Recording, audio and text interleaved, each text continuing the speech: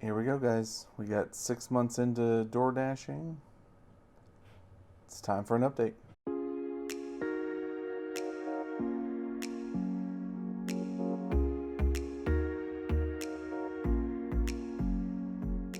We're going to talk about the pros and cons, and as always, we try and talk about the cons before the pros. So let's get into the cons. And as many of you know, it's considered very unstable. In my experience so far, it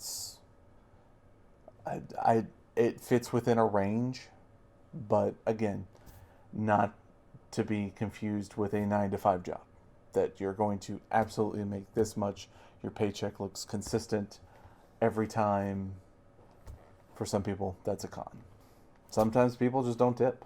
We as we try and say, we don't know everybody's situations, so we're not saying, oh, people who tip are terrible people. No, but there are going to be situations out there where people aren't going to tip, or there's going to be certain orders that just don't give an option to tip. They go through a third party of another third party of another third party that finally hits DoorDash, and it loses so much in amongst that there's no tipping option. Essentially, people just place their order, and there you go, and it eventually rolls down to DoorDashers, and those ones we don't get tipped from. Strange requests, I would say, is a con. Generally, this also kind of feeds in a little bit with the no tips. I find that people that are making the most strangest requests are the people that are not going to tip. And it's weird that they go hand in hand, because you would think that, hey, I am asking you to do this particular thing that's odd and that most people don't ask for something like this. And because of that, I would like you to do this, please, but I'm not going to give you a tip, even though I'm asking you to go above and beyond. Like I said, it's very odd that I find these. Leave a comment below if you'd like to see or hear more about these strange requests, or I'm actually working on maybe some stories here soon about some funny interactions and stuff like that. But leave a comment below. Let me know what you would like to know, whether you want me to leave these strange requests out, or if you're genuinely curious about them. Another con. Yep, you're gonna put miles on your car. Your car's definitely going to put on the miles. Your tires are going to get worn out quicker. You're going to need more for those that are gasoline. You're going to need more oil changes. Things are going to wear out a lot. My car currently is at almost 35,000 miles, and I just got it in October with 10 miles on it. So yeah, it's definitely been a lot of miles. In fact, I'm actually getting ready to put another set of tires on. And the last con we're going to talk about is the hourly rate. And I'm not going to quite get into fully this. I want you guys to watch until the end, because I'm going to elaborate a little bit more, because it is a con, but it's not a con. So we'll get into the pros here, and I'll get back to this one. On to the pros. Still making a lot of money. Yeah, I was told that the projection of the year was going to steadily get worse and worse as the year progresses. It gets out of the holiday season. We're starting to go into a recession. Things are getting more expensive. So far, things aren't that bad. I would say that I have noticed about 200, maybe just under 200, and now I'm averaging probably closer to 150, more than 150. So it has gone down, but again, still making a lot of money. Still making more money doing this than even some of the IT jobs that I've done in the past. Hourly rate is getting another update. Again, go watch the shorts. I've been trying to keep up to date with these. The first update was that they were obviously introducing it. It was coming out at $12 an hour for the majority of the places that I've been looking. Then they got another update. They're up to $13 an hour. And just recently, I've noticed that I've seen it as high as 15 an hour, which is great. I had to do a double take because I saw 19 an hour on some places I was driving through, and I'm like, wait, 19 an hour, and it was because they were getting perks. They were getting the $4 bonus with the $15 an hour, which 19 an hour, that is nothing to sneeze at right there. McDonald's better watch out. That's all I could say. I would say I don't know if this would qualify for everybody, but for me personally, I would say mentally, I I feel more free. I would say less stress. Not stress free completely, but I would feel like there's less stress. With this job, I feel like, and this, I'm not the only one with this. I feel like a lot of people that I've talked to who really get into this feel like they can do this, and I almost want to say on autopilot. Yes, I know you need to pay attention to orders, you need to pay attention to what you're picking up, doing this stuff, but you almost get into a rhythm of this stuff that it just becomes second nature, that again, you almost feel like you're on autopilot. You go into a place, your brain is already knowing to look for things, you're looking for things. Did we miss something? Do we need to get more condiments? Blah, blah, blah, blah, blah. Did that come with a straw? Is there a straw in the bag? All this other stuff. There's a drink on the order, stuff like that. That, again, not that it's completely mindless work, but again, you get into that routine, and I feel like this job is great because I feel like my creativity is now becoming more predominant, and I can do more creative things like make videos like this for you guys. And probably one of the biggest things that I think that this is the pro that becomes more appealing for most people is the flexible time. You can literally work whatever time of day you want for however long you want. For those that want to just make a little bit of extra money on the side, some people that are just like workaholics that just want to keep working and working, and maybe they have another job, or maybe they just want to do this job and then just constantly work at this job or something like that. I mean, it fills so many different needs, and it's just flexible to do something like that, and it's so great.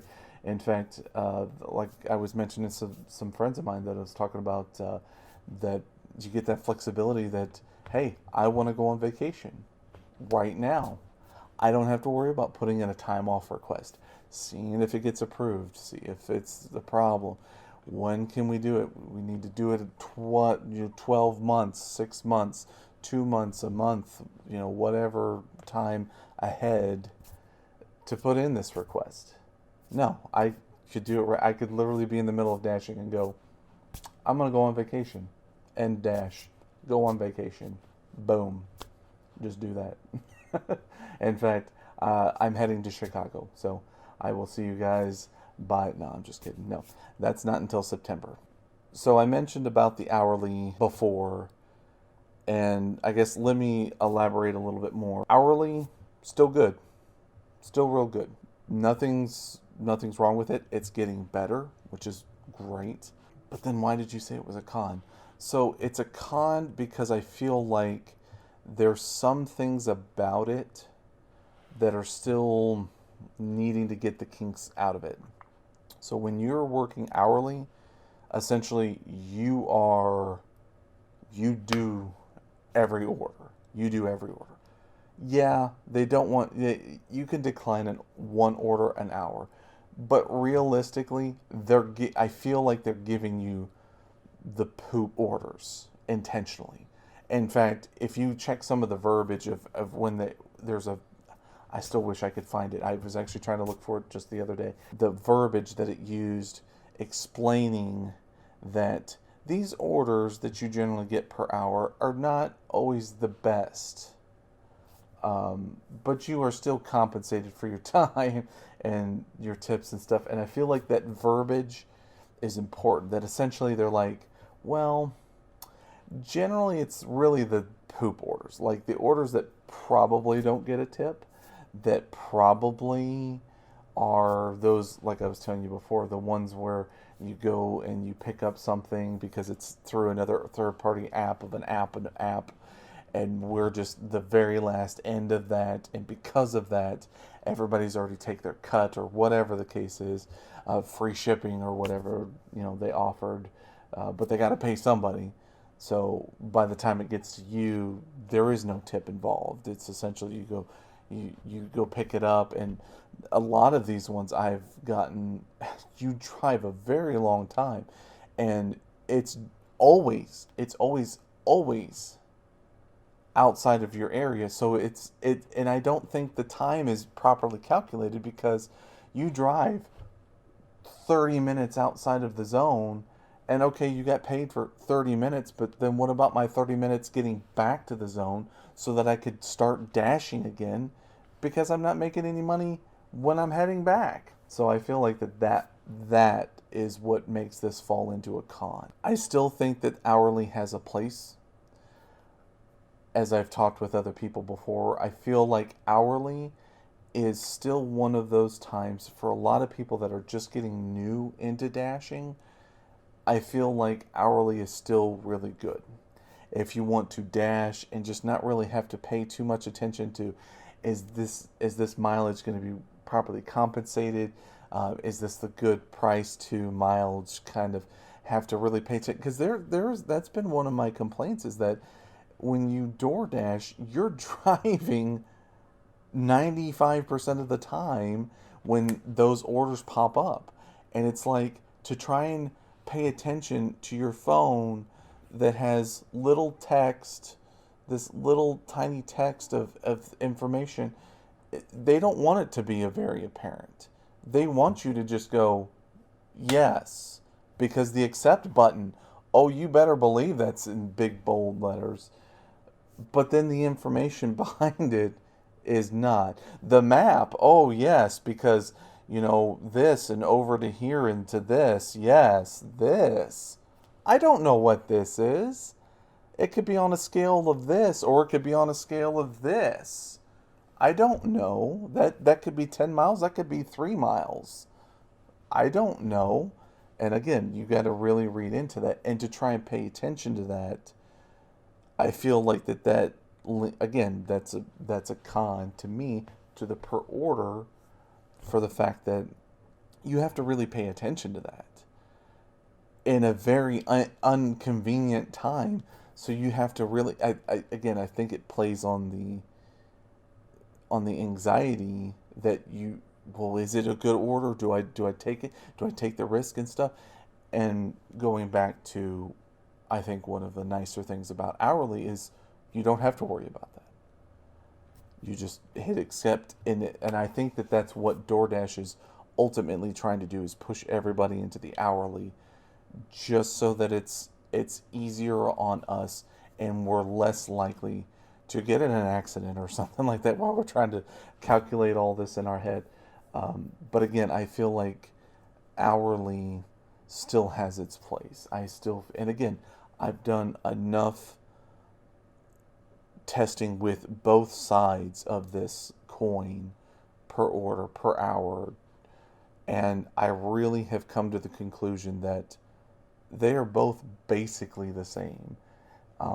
Yeah, you may have gotten a flip of a coin, the per order, that just is really good, and there's just a lot of poop orders on the per hour right now, and you just happen to get all of those really nice ones. Like I said, the other night there was one that I kept getting, a pizza place that has been consistently bad, just terrible at getting orders out. And I'm like, I'm going per order, because I'm not taking any more orders from them. I'm not. And that was one of the nights that I just recently, I hit, just in a dinner, I hit over $200. And it's like, the day was shaping up to be, if I would have kept taking those orders from the pizza place, I feel like I would have barely made my 150 minimum for the day, not just the night, but for the day. And it wound up, if I didn't flipped over to per order, that I would have probably missed out on all those. But yeah, again, guys, I don't want to deter anybody. I just want to give you guys an update. I want to get you guys really thinking about this stuff, really understanding from somebody that is out there all the time doing this, and it is still really nice. I'm still enjoying it. I love it. Again, it gives me an opportunity to be more creative. I feel like I've got the flexibility to be more creative and get to do these things for you guys. So I hope you enjoyed it, and I want you guys to stay safe, stay charged, and we'll see you next time. But before we get into that, Bubba's sleeping over here.